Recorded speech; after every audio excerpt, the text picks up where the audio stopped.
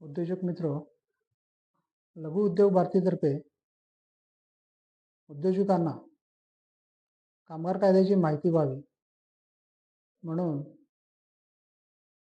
हा दुसरा व्हिडिओ कर्मचारी भविष्य निर्वाह निधी कायद्यातील तरतुदी त्याची तोंड ओळख यासाठी आज खटाटोप चालला आहे. कर्मचारी भविष्य निर्वाह निधी कायदा 1952 हा एक सोशल सिक्युरिटी ऍक्ट आहे. सामाजिक सुरक्षितता कायदा. ज्या कारखान्यामध्ये किंवा आस्थापनेमध्ये 20 किंवा 20 पेक्षा जास्त कामगार काम करतात तिथे ते कायद्याची अंमलबजावणी होते आणि हे मॅन्डेटरी आहे. ESI कायद्याप्रमाणे हा कायदा जिओग्राफिकल प्रॉक्झिमिटीशी संबंधित नाही आहे. हा कायदा पूर्ण भारतात लागू आहे. या कायद्यानुसार कर्मचारी त्याचा हिस्सा, मालक त्याचा हिस्सा असे दोन्ही मिळून वर्गणी प्रॉव्हिडंट फंड कार्यालयाकडे भरली जाते. सदर कायदा हा सोशल सिक्युरिटी म्हणून संबोधित केला जातो आणि तो यथोचित आहे. सदर कायद्यानुसार कर्मचारी प्रॉव्हिडंट फंडात त्याचा जो पगार आहे त्याचा तो साधारण बेसिक पगार आहे त्याच्यावर प्रॉव्हिडंट फंड 12% कपात होते. मालक तेवढीच रक्कम 12% प्रॉव्हिडंट फंड त्याच्या खात्यावर भरतात. अशी एकूण 24% रक्कम कर्मचाऱ्याच्या खात्यावर भरली जाते. मालकाचा 12% रक्कम जी आहे त्यातील 8.33 ही रक्कम पेन्शन खात्यात जाते व 3.67% ही परत प्रॉव्हिडंट फंड खात्यावर जाते. अशी एकूण त्या कर्मचाऱ्याला, त्या प्रॉव्हिडंट फंड मेंबरला 12 त्याचा शेअर आणि 3.67 मालकाचा शेअर असे 15.67 त्याला त्याच्या खात्यावर जमा होतात. त्याच्यावर व्याज मिळतं. प्रॉव्हिडंट फंडामध्ये व्याज द्यायची पद्धत कंपाऊंड आहे. म्हणजे या वर्षीचं व्याज मिळालं तर ते व्याज पुढच्या वर्षी प्रिन्सिपलमध्ये ॲड होऊन परत त्याच्यावर व्याज मिळतं. अशी पद्धत प्रॉव्हिडंट फंड ॲक्टमध्ये आहे. ही सोशल सिक्युरिटी स्कीम बरोबर उत्तम सेव्हिंग स्कीम पण आहे. सरकार याच्यावर चांगलं व्याज देतं. याच्यावर तुम्हाला केंद्र सरकारचं नियंत्रण असल्यामुळं ते कुठं बुडीच होईल, पैसे मिळणार नाहीत अशी शक्यता नाही आहे.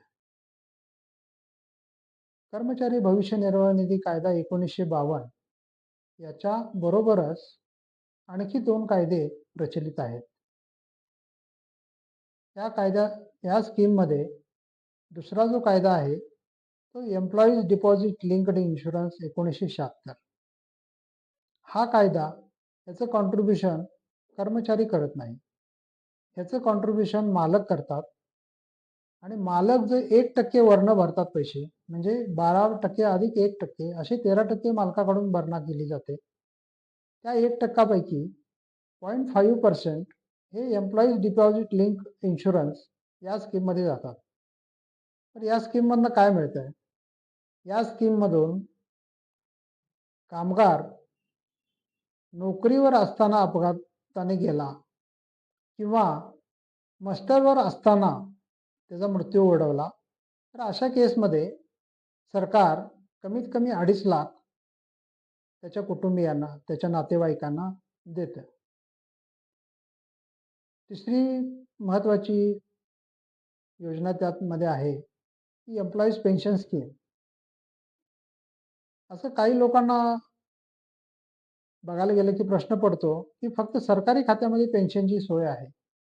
पण 1995ला प्रॉव्हिडंट फंडने तो कायदा आणला, एम्प्लॉईज पेन्शन स्कीम. मालकाचे जे 12% आहेत त्यातले 8.33% हे पेन्शन स्कीमला वर्गणीला जातात आणि त्यानं कामगारांना जर 10 वर्ष सर्व्हिस केली असेल तर त्याला त्या फंडाच्या अगेन्स्ट एक सर्टन पेन्शन बसते आणि तो जिवंत असेपर्यंत त्याला पेन्शन बसते. आणि त्याच्या मृत्यू पश्चात लग्न झालं असेल तर त्याच्या पत्नीला आणि मुलांना वयाच्या 25 वर्षापर्यंत मिळते. फक्त 10 वर्ष झाली तर पेन्शन बसते का? नाही. कामगार, प्रॉव्हिडंट फंड मेंबर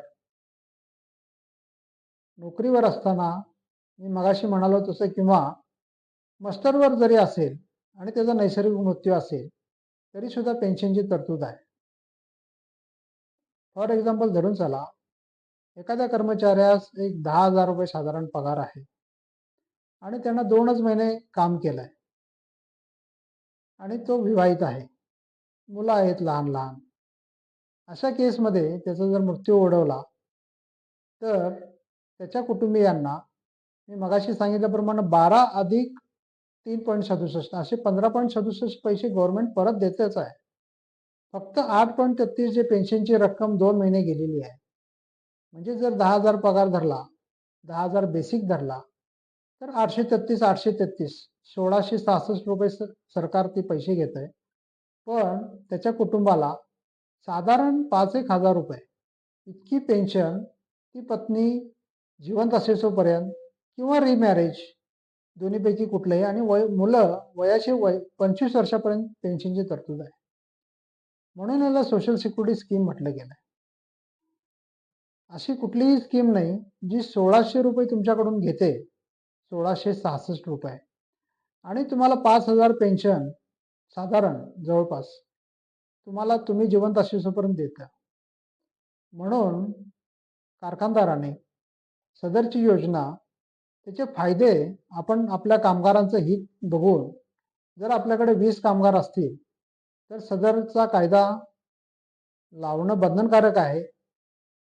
इन्स्पेक्टर आल्यानंतर मग तो कायदा लावणं, मग तिथं मग तुम्ही ॲडजस्टमेंट करणं, हे न करता जर मालक लोकांनी किंवा कारखानदारांनी, लघुउद्योजकांनी सदर स्कीमचा फायदा हा आपला कर्मचारी हा आपलाच कंपनीचा अंग आहे असं समजून जर केलं तर त्याचे फायदे दोघांनाही चांगले आहेत. कामगारामध्ये त्याचं वातावरण चांगलं राहतं, कामगार रिटेनिंग पर्सेंटेज वाढतं अशामुळं, आणि हा फायदा लघुउद्योजकाला खरं तर फार सोयीचा आहे. कारण का, लघुउद्योजकांमध्ये कामगार येतो आणि जातो असं फार प्रमाण होतं. तिथे जर तुम्ही प्रॉव्हिडंट फंड, ESI असे फायदे जर तुम्ही देत असाल तर कामगार विचार करतो, माझ्या घराजवळ कंपनी आहे, मला सगळे फायदे मिळतात, तर मी का सोडू? त्यामुळं लघुउद्योजकांना माझी अशी विनंती आहे, सदरचा ॲक्ट फार सुंदर आहे, फार फ्रेम चांगलं केलेलं आहे आणि तो सगळ्यांनी अंमलात आणावा अशी माझी सगळ्यांना विनंती आहे. धन्यवाद.